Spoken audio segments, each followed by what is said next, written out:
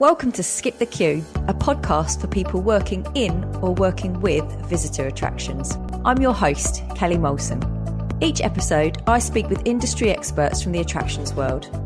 In today's episode, I speak with Matt Heller, founder of Performance Optimist Consulting and co-host of the brilliant AttractionPros podcast. We discuss how Matt has been supporting the industry through the pandemic, how to keep your teams motivated, and his advice on how to be a better leader in the attractions industry. If you like what you hear, you can subscribe on iTunes, Spotify, and all the usual channels by searching Skip the Queue. Matt, I am absolutely delighted that you're on the podcast today, even more so because my internet has just come back on. Thankfully, this interview can go ahead. Well, that is fantastic. I'm super excited that your internet came back and that we can get started. I know that you've listened to the podcast, so you know that we always start off with the icebreakers. Now, let's see if I've been kind to you. Probably not. I think I have. Okay. What is your favorite sandwich and why? I'm so glad you asked me this. I've heard you ask this to other people. My favorite sandwich, this is going to get really specific. So it's a BLT, so bacon, lettuce, and tomato grinder that is at one of my favorite restaurants here in town, the Blue Ridge Pizza restaurant. And they put this special sauce on it. They also put cheese on it, and then they put it through the pizza oven. Oh, is that the grinding bit? Is that where the grinder comes from? What's that? What does that mean? Well, so it's basically a submarine sandwich or a sub sandwich. Gotcha. But the owners are from New England, and in New England, a sub is called a grinder. Ah, okay. All right. I'm not sure why. I thought maybe you would have an idea of that. No idea. Okay, but so yeah, that's my favorite sandwich, and everybody knows it's my favorite sandwich. And my wife will just say, "Hey, you want to get your sandwich tonight?" Because she likes to get wings from there. So yeah, everybody knows. I am down for that sandwich, Matt. That is a BLT with cheese. Yes. Through and sauce. Yes. I'm there. All right, good. Okay. Yeah. I have to try and recreate that in the UK. All right. Who's the better podcast host, you or Josh? Ooh. Oh. That was mean. That was mean. So is it wrong to say I think we both bring different things to the table? No, it's very diplomatic. What Josh brings to the table, which I so appreciate, is his attention to detail. And so often he can say, well, we talked to this person. We talked to Kelly on episode, whatever it was back in, whatever month it was in the year. And I'm like, yeah, I just know we talked to Kelly. So I'm much more free flowing and things like that. And I think I probably take things off in different directions. But I really appreciate how detail-oriented Josh is and how we both think of things very differently. We look at things very differently. So he will come up with questions that I will never think of, and probably vice versa. Good. It is a great podcast, and we will talk a little bit more about that a little bit later. So I'm sorry that I tricked you with a very mean question there. Okay. All right. What was the worst haircut that you've ever had? Probably my last one. I don't know what is. When was the last time you got your hair cut? Because we're the hairdressers are shut here. We can't go at the moment. Right. Probably 2 weeks ago. No, actually, this one wasn't so bad. I used to go when we first moved to North Carolina. I used to go to one of those, quickie haircut places. Kind of get in, get them out, 10 minutes or whatever. And every time I came home, my wife would say, "You've got to go someplace else." It's just, I'm like, I can fix it. Like as soon as I take a shower and put some stuff in it, it's fine. It'll grow back. Well, as I'm getting older, it's not growing back in all the same places. But I recently found one in a small town near us, and it's this old-timey small town barbershop. It's still got the red and blue thingy that spins. And you go in there and it's like a throwback to the 50s. But the guys are super nice. They're very talkative, and it's a great experience. They take some time to do it. So quite frankly, even if they screw up a little bit, it's still a better experience than going to the other ones. So. Oh, I love that. It's all part of the experience, exactly. We'll talk about a lot of that today as well. Definitely. Okay, the last one, and this is what I ask all of our guests. So tell me something that you believe to be true that hardly anyone agrees with you on. So your unpopular opinion.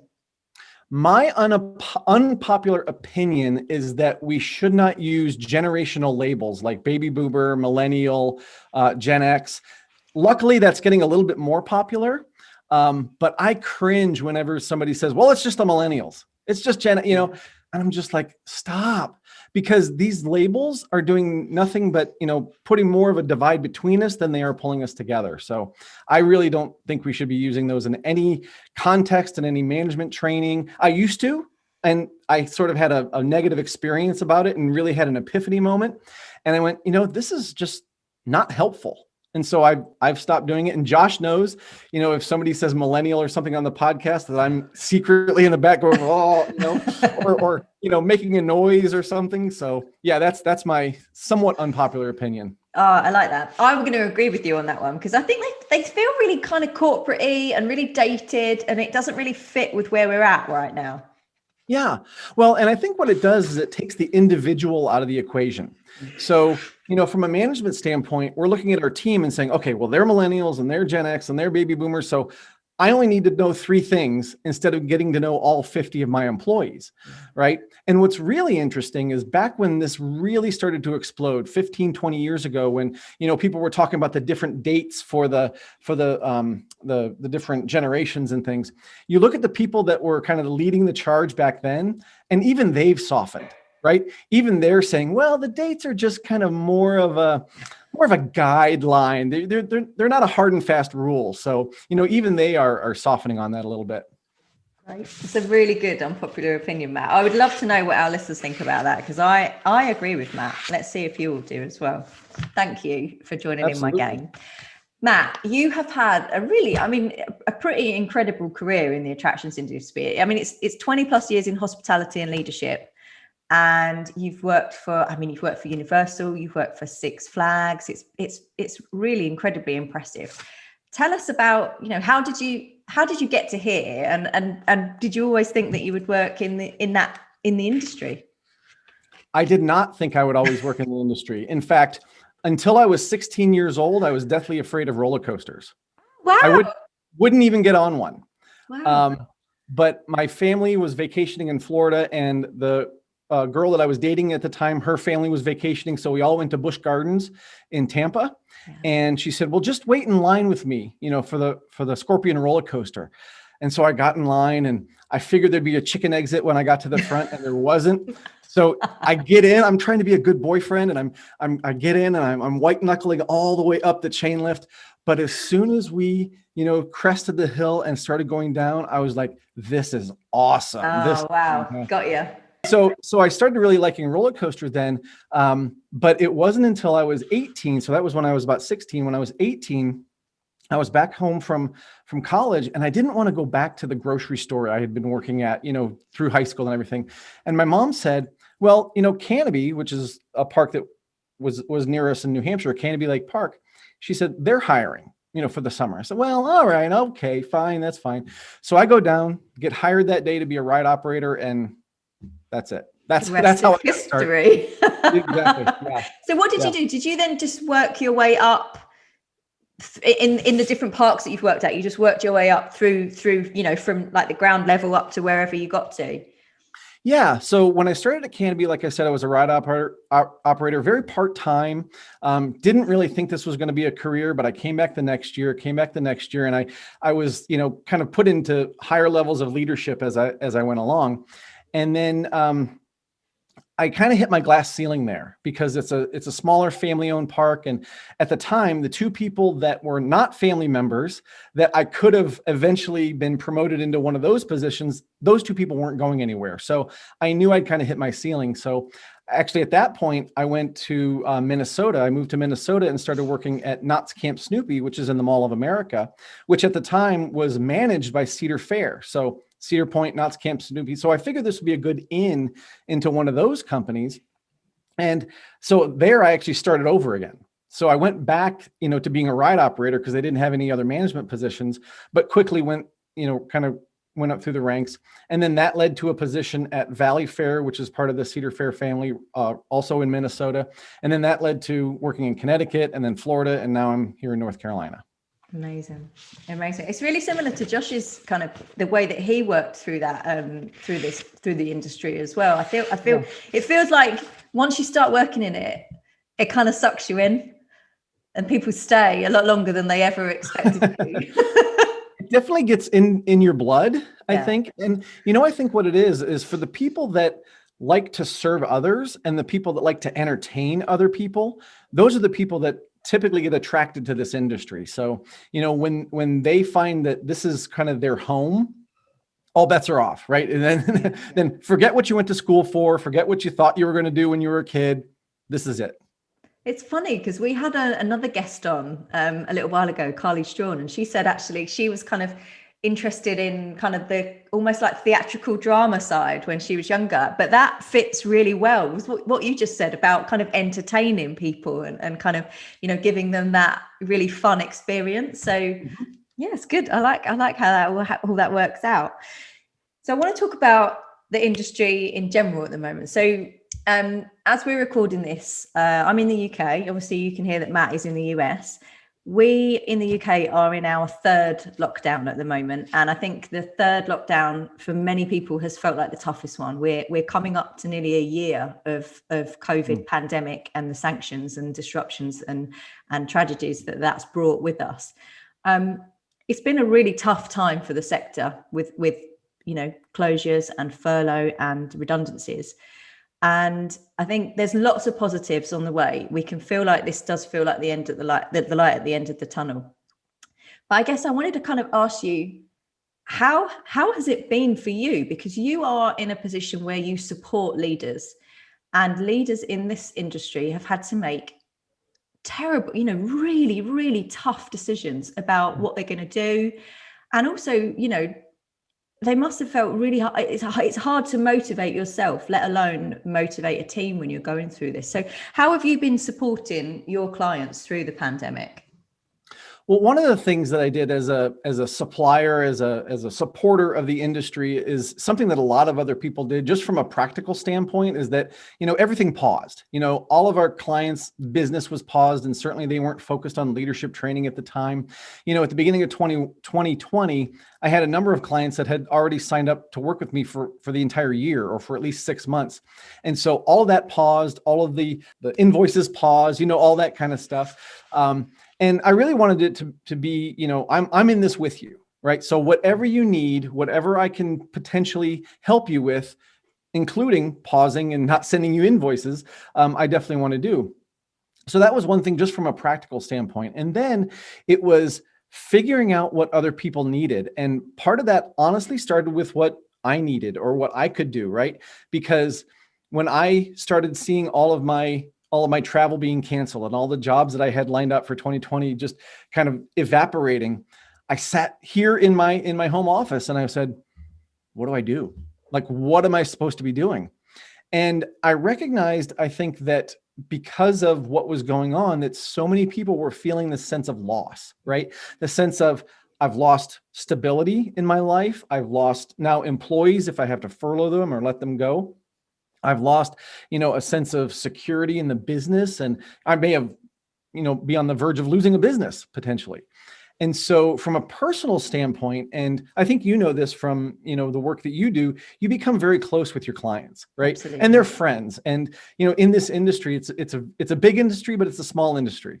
And so again, just kind of thinking about what I could do at that time when I knew I wasn't working and I knew people weren't going to be calling me up and saying, hey, we need a coaching session. Hey, we need a training session. But what could I do? And one of the things that I've gotten feedback on that people say I'm pretty good at is being a listener, right? And so I said, well, I can listen, right? I can't bring your employees back. And I remember writing a LinkedIn post about this. I can't bring your employees back. I can't make it any better. I can't tell you what cleaning supplies to use, but I can listen. And so if you want to talk, if you want to chat, if you want to just, you know, get some things off your chest, let me know. So I got the Calendly app and I allowed people to just kind of, you know, set a time on my calendar. And I said, let's talk about anything you want. And what was really interesting is some people, of course, wanted to talk about COVID. They wanted to talk about furloughs. They wanted to talk about how they were having conversations with their teams. One person actually from the UK called up and said, I want to talk about queue theory. You know, when people line up and queue up for a ride, he's like, I'm really interested in that. So I want to pick your brain about that. Okay, great. Another guy called up and he said, and somebody that's been in my coaching programs before, he said, I want to talk about the return on investment of adding a water park. Okay, let's talk about that. So what I think was really interesting is that, yes, some people needed to vent and they needed to get this stuff off their chest about COVID, but some people just wanted to talk about normal stuff. And that was really eye-opening because I figured most of the conversations would be about COVID, but quite a few of them were not. So that's one thing that I did, and I'm going to continue doing, is just allowing myself to be available for people to call and talk about whatever they want. That's lovely, because I think that's something that has, with everybody that we've been speaking to, and actually this is something that we spoke about when we were on the Attraction Pro podcast, is how supportive everyone has been through it, how helpful they have been. And I think that it's such a generous thing to do, to, open yourself up, to just say, hey, I'm here, talk to me. This is literally going to cost you the call of a Zoom chat. This is just free. I'm here for you. It's a generous thing to do, especially when you're in a situation yourself personally, when you know that you've got those same worries as everybody else. You may have a smaller team than they do, but you're still going through the same challenges of, when is that phone going to start ringing again? When am I going to start, getting those invoices paid? So I think that's a really lovely thing to do. It was interesting because the next question that I had was to ask you, when you were speaking to people, what were their biggest challenges at the time? What were their worries, and how were you able to help them, or how were you able to kind of alleviate some of those worries? The worries kind of ran the gamut of different things. I remember one person called up and he said that, his facility had quickly closed down because of one of the actions of the owners, and they really could have stayed open, or they could have come up with a plan, but one of the owners just made a knee-jerk reaction. And he said, this is a nightmare, right? What he was going through from a company standpoint. And then he also added on some other personal things that he was going through with his family and his husband and, those kind of things. And, that just broke my heart, to hear those things. And this is a good friend of mine, right, who had called up and wanted to chat about some things. So that's, kind of one end of the gamut, if you will. One guy called up and he said, I've got some people that obviously are not working with me right now because we're closed. He said, I'm going in, once a week just to check the lights and to check, make sure everything is secure. But he said, our staff is not here. And he says, we actually have some people that have already contracted COVID, right? And he says, I want to call them. I want to talk to them, but they're technically furloughed. And his head office, his corporate office, was saying, you can't talk to them. You can't call them at all. And so he's like, I'm at my wit's end because I just want to call them as a human being, as a person. But my corporate office is saying, you can't do that. That's so difficult. It is. And one of the guests that Josh and I had on the podcast in that time was an employment lawyer from Florida. And she said, and I was so glad she said this, she said, you have a right to be human. You have a right to call that person and say, Kelly, how you doing? Just tell me about what's going on with you. We won't talk about work. I'm not going to ask you where that report is, that kind of thing. But just tell me about you. And that is totally within your realm of responsibility and opportunity as a leader, as a human being. So I felt really good about that because that's kind of what I told him even before I talked to her, because he was either going to break his company's policy or he was going to go crazy. Right. So I said, you're probably going to have to break your company's policy and talk to that person so you don't go crazy. And the other thing that was kind of along those lines is I was really encouraging people to err on the side of compassion. We hear it all the time, err on the side of caution.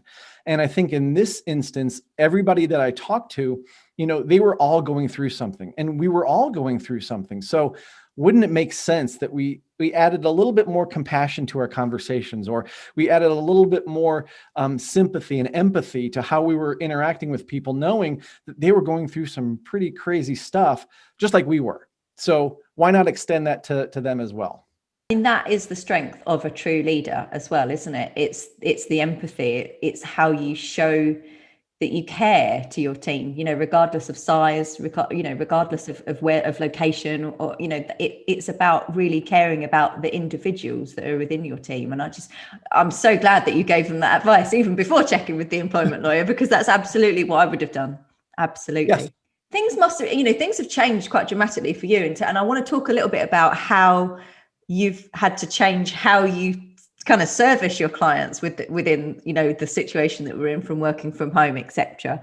But how have you been able to kind of advise your clients on keeping their teams motivated? Because I run a small team, and we've been very fortunate to be busy throughout the pandemic. It's a digital team. A lot of our clients have had to kind of not pivot, but they've had to think of new ways to engage with their audience. And a lot of that has been on a digital basis.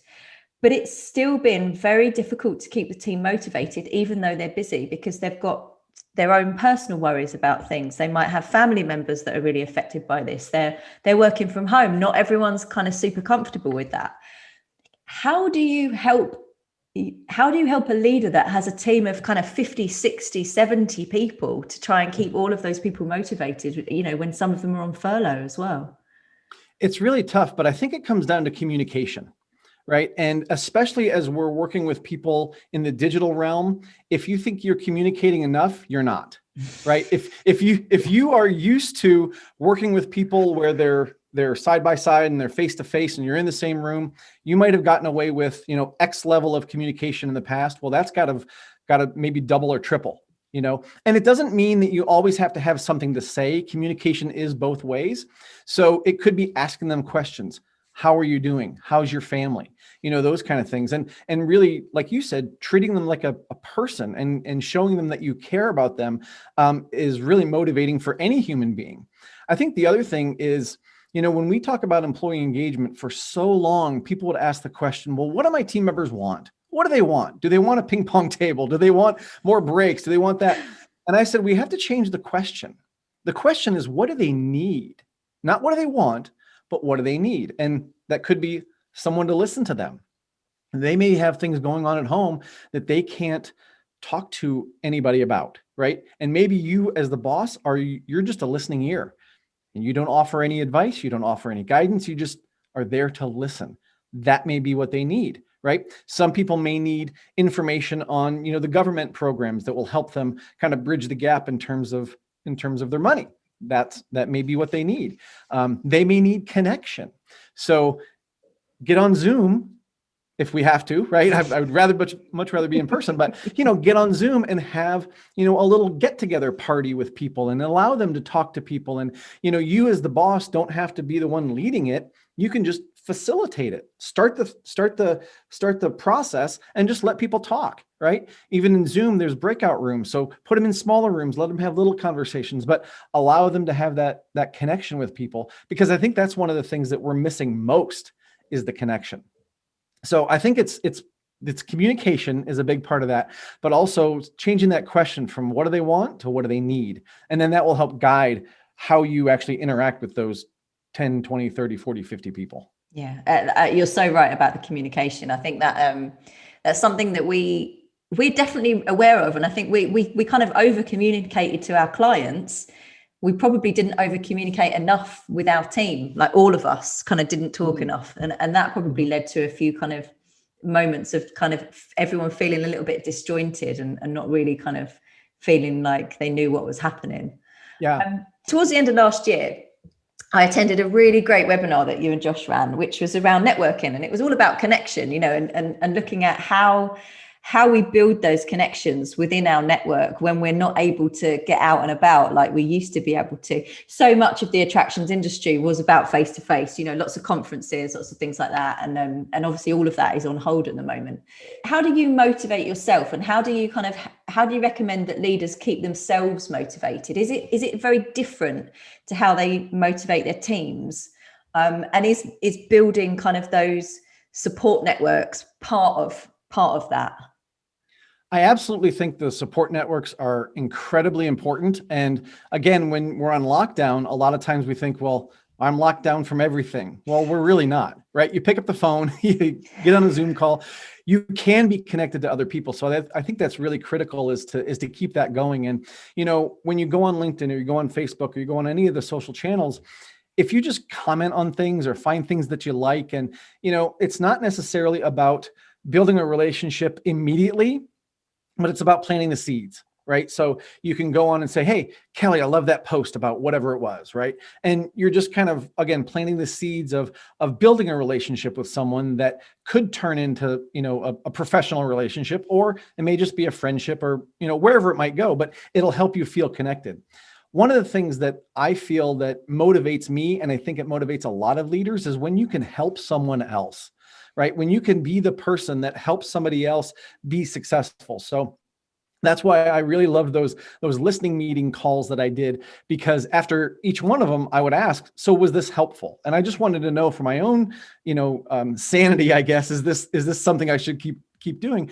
And everybody said, yes, this has been so helpful. Whether I said much during the call or not, it was very helpful. So that was extremely motivating to me, because I got to help somebody else.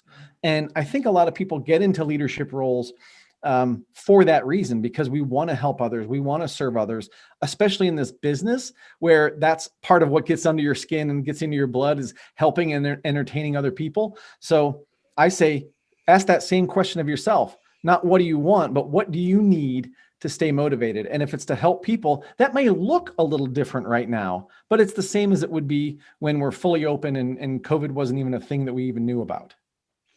Yeah, you're so right. I mean, that feeling that you get from helping someone is pretty incredible, isn't it? And it can be such a small thing. It might just be that you're connecting someone with somebody else, you're making that introduction, or like you say, it might just be that you're giving them the ear that they need.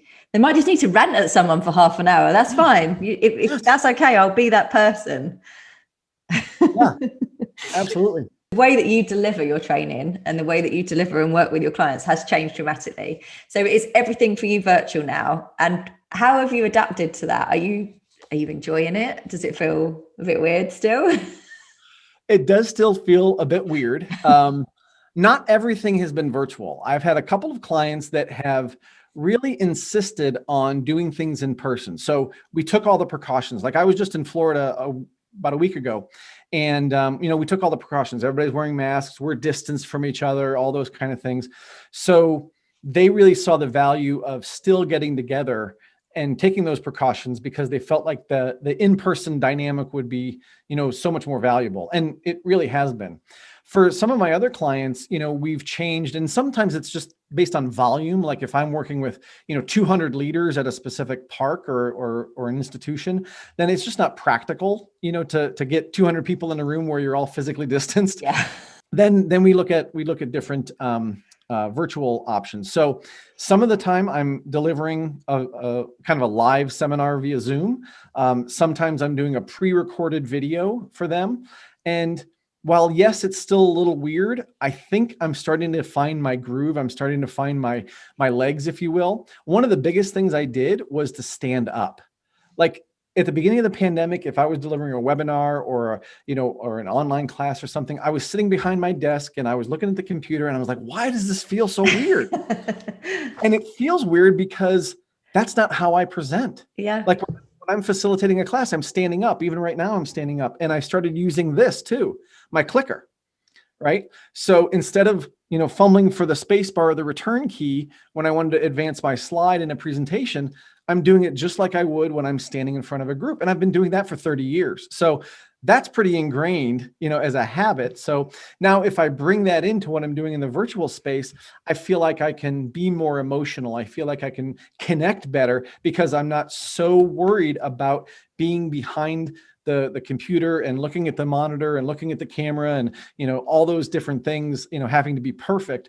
I'm learning this process now, and it's getting more comfortable, although I will say I still prefer being in person. Yeah, we all do. We cannot wait for the day that we can go back to do that. But one of the things I was thinking last week is actually I used to travel a lot for work, and I think that as much as I love traveling and love seeing my clients, some of those meetings and all that traveling was slightly unnecessary. So I feel like when we go back to whatever normality we're going to go back to, this is going to change stuff for us quite dramatically. I think that there's barriers that have been broken down now. And, if we had to fly to Scotland for a day, that probably isn't going to happen now unless it really, really needs to.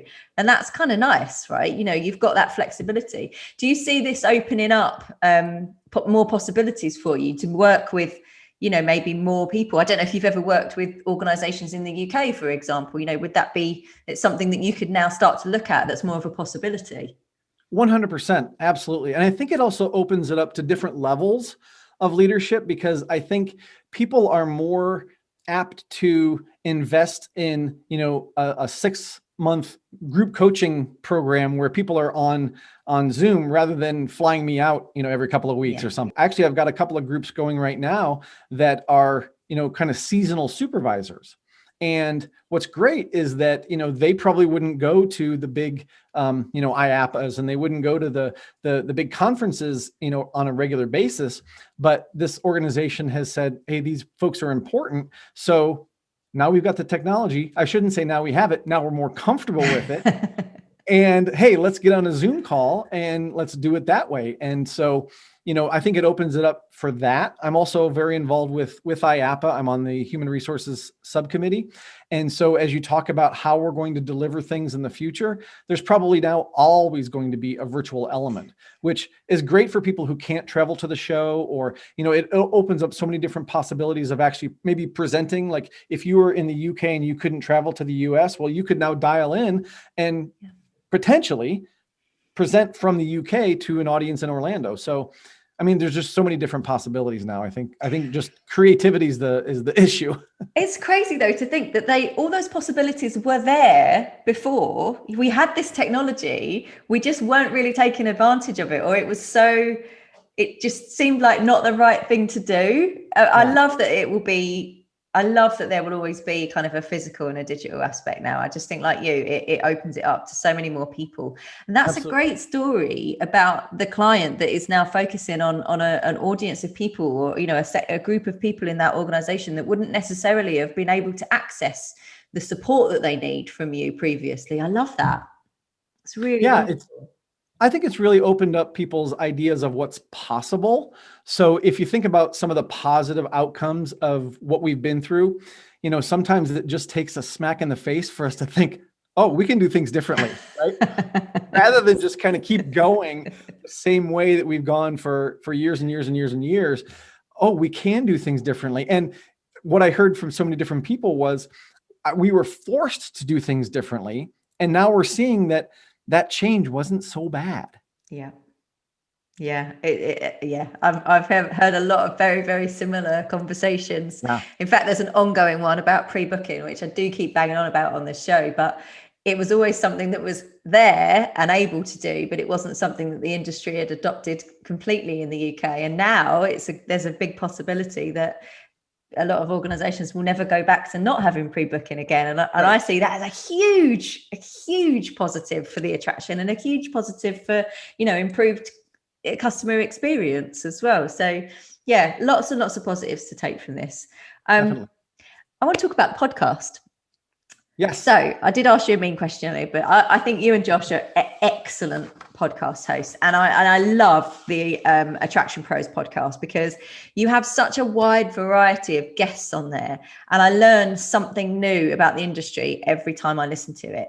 And gosh, you've been recording an episode every week. It's a weekly podcast. How long have you been doing this now? It's a long time. It is. As of this recording, we just released our 180th episode. Wow. So every Tuesday at 9 a.m. Eastern time here in the US, we put up something new. So yeah, it's been going on for a long time. That is a huge achievement. And I think what I really like about it as well is that it's not just, you know, you have a podcast, which in itself is a huge amount of undertaking. I know. Yeah. It's really great. You have great guests on, but you also do a lot of kind of supporting work as well. You know, you write great blogs that support the podcast.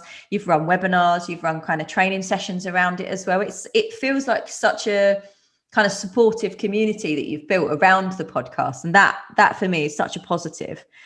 I want to know and this might be a difficult question, so I'm sorry, but what's the best thing that you think that you've learned from one of your guests on the podcast this year? it's something that quite a few of our guests actually talk about. And it's something that I've learned by doing the podcast, and it's about consistency, right? Because you mentioned, we've been doing this for a long time.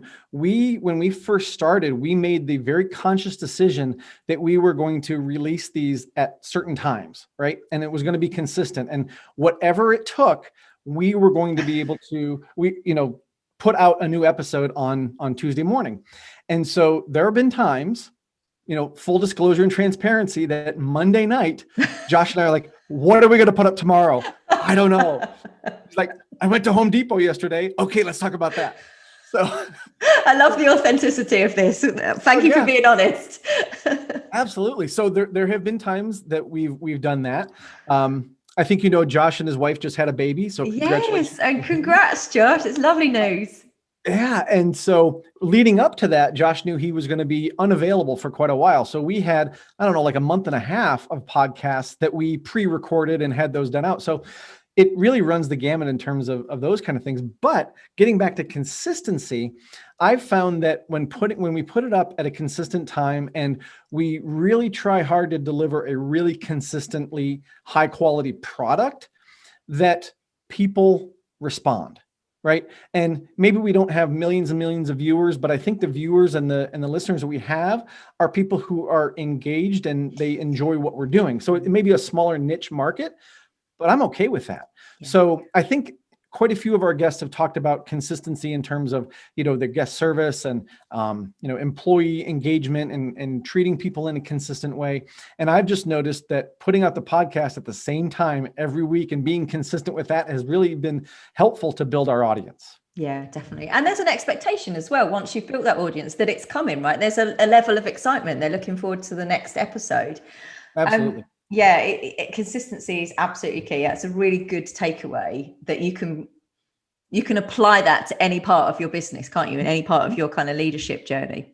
Good. Okay. And the next question about the podcast.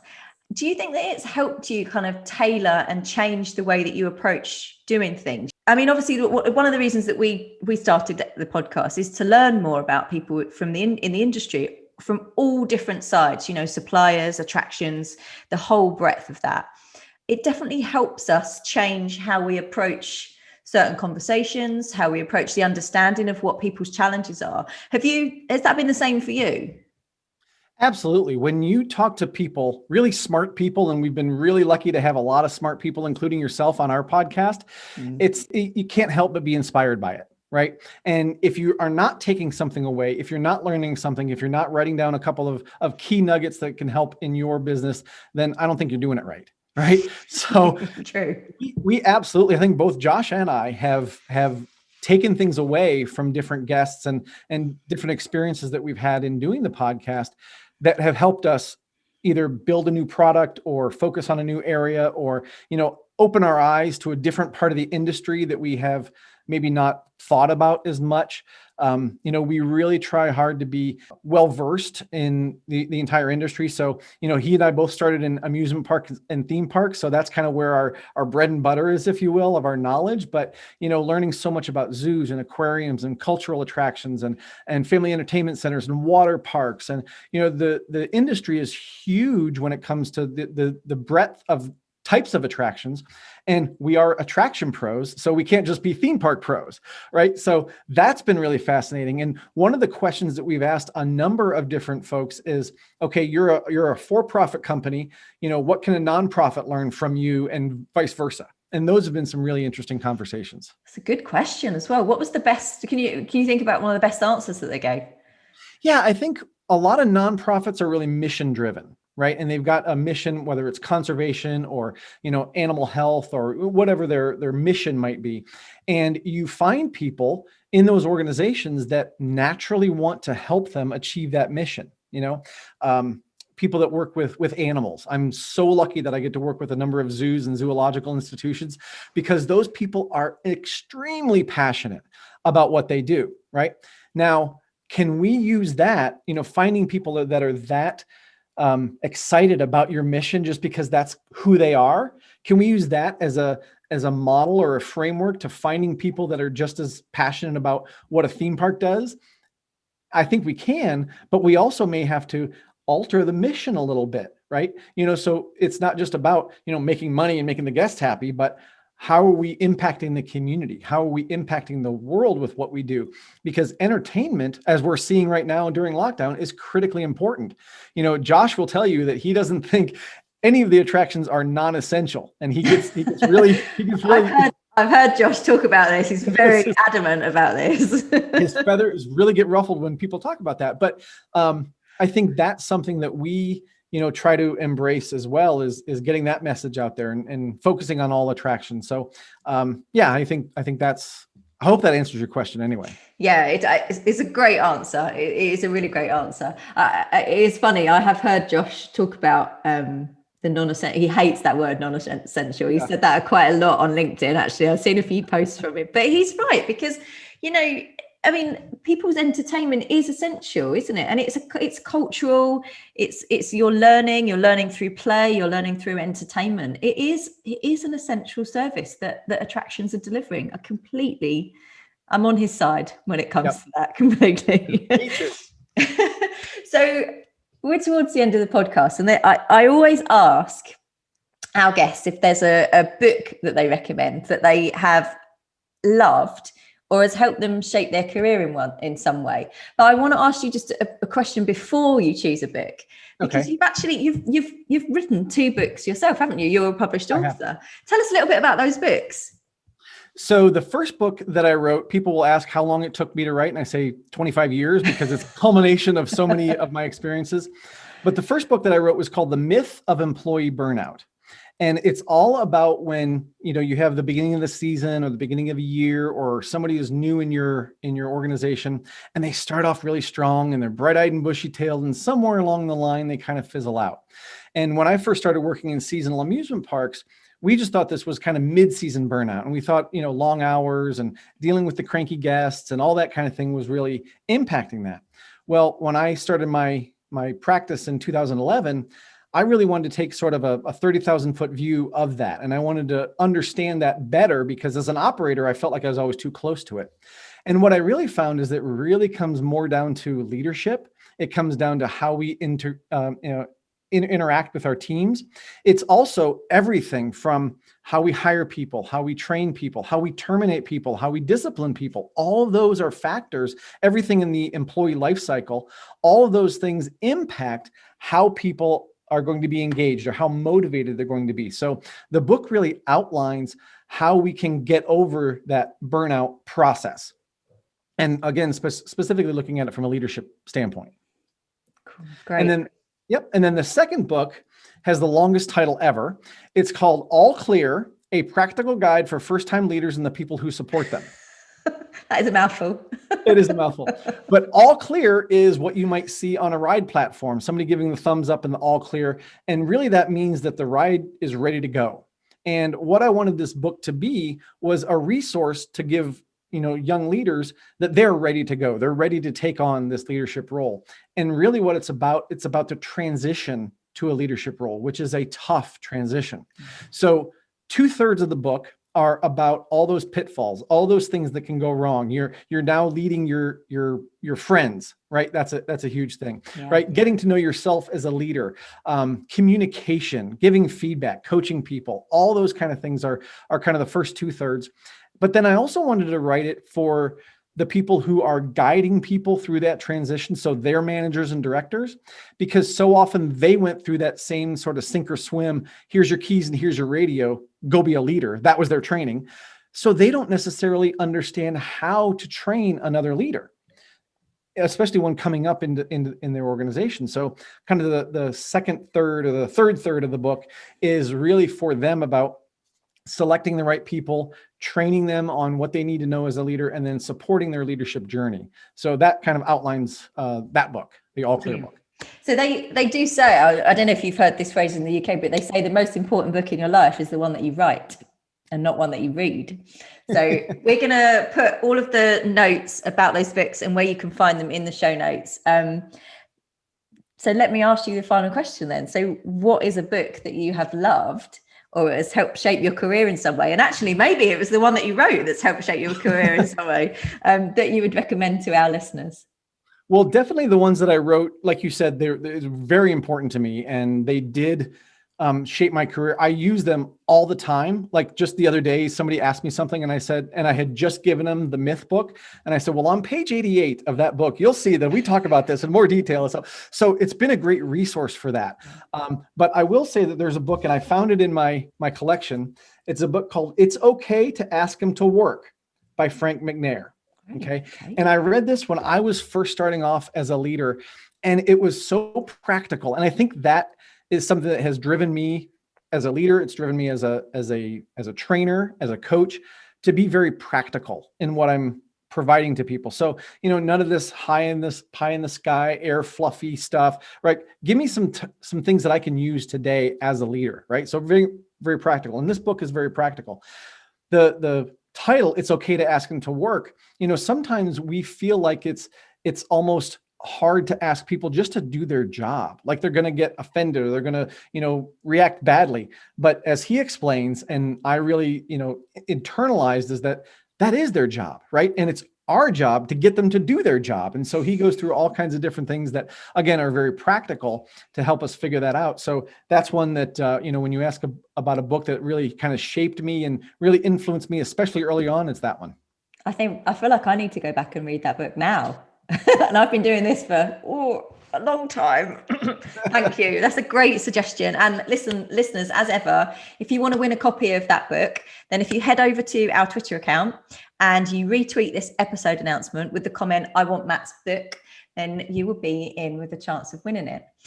Matt, I've really enjoyed this podcast interview, because I think, as somebody who trains leaders, I don't think I've ever met anyone who is as kind of positive and optimistic as you. And I love the energy that you bring when we speak. I just think you're the best person right now to motivate leaders in the attraction sector. That's all I'm going to say. So I hope everyone listening into this will take the time out. You know what? Matt has got a really great offer of just, his ears are open.